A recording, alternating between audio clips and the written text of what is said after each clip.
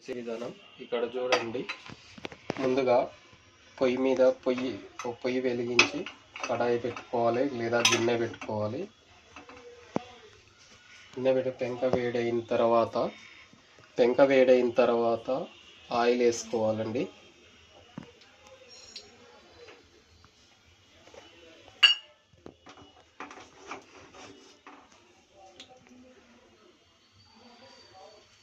Oil వేడి అయిన తర్వాత మనం పచ్చిమిర్చి, ఉల్లిగడ్డ, టమాటా మిక్సీలో గ్రైండ్ చేయాలి. గుడ్లు కొద్దిగా రెడ్గా అయిన తర్వాత ముందుగా మనం చూయించుకున్నటువంటి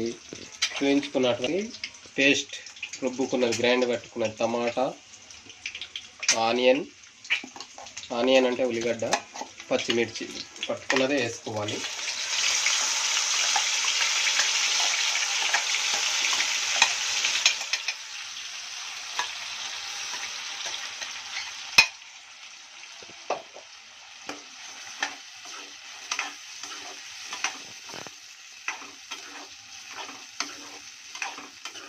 బాగా కలుపుకోవాలి.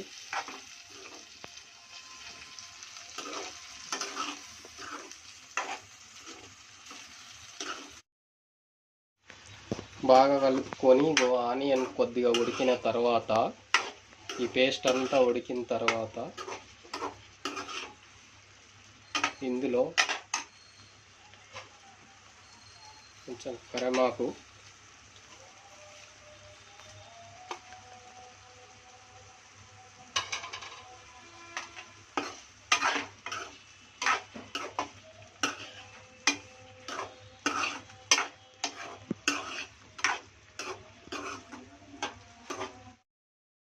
బాగా కలుపుకున్న తర్వాత చింతపులుసు పోసుకోవాలి.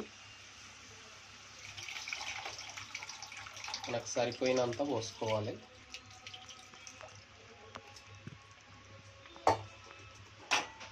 చింతపులుసు పోసి బాగా కలుపుకోవాలి.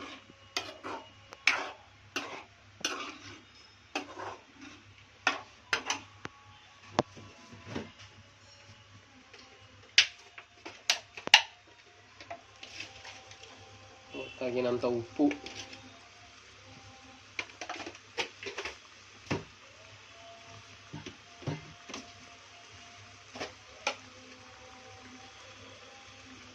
అల్లం,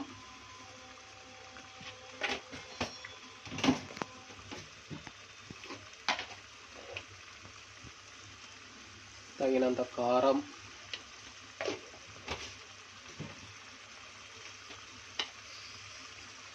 పసుపు ముందుగా వేయాలి, మర్చిపోయినా ఇప్పుడైనా వేసుకోవచ్చు. కొద్దిగా పసుపు,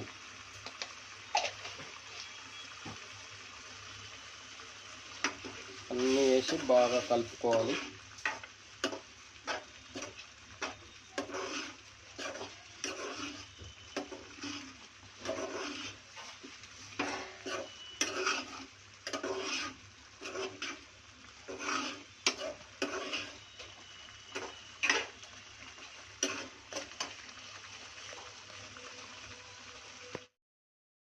చాలు 20 నిమిషాలు మంచిగా ఉడికిన తర్వాత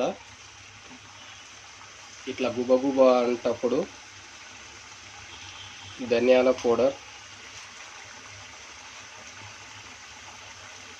కొంచెం లవంగా, ఇలాచి, సాజీరా దంచిన గరం మసాలా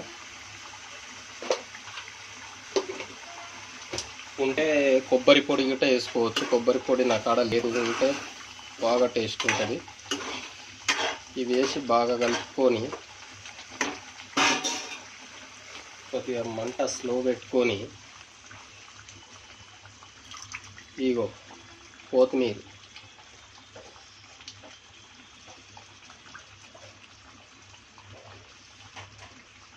కొత్తిమీర వేసుకొని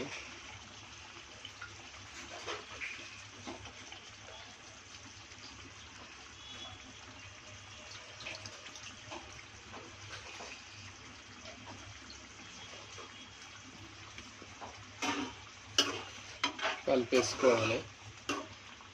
ఒక్క 5 నిమిషాలు పెట్టుకొని బంద్ చేసుకోవాలి.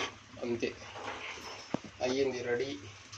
రెడీ అయ్యింది గుడ్ల చారు, గుడ్ల సాంబార్, మీరు ఏదన్నా అనుకోరి, నేనైతే గుడ్ల సాంబార్ అంట. మూత పెట్టి ఒక 5 నిమిషాలు అమ్ముకొని దించేసుకొని అన్నం వేసుకొని చపాతీలు వేసుకొని తింటూనే ఉండరు ఇక అంతే.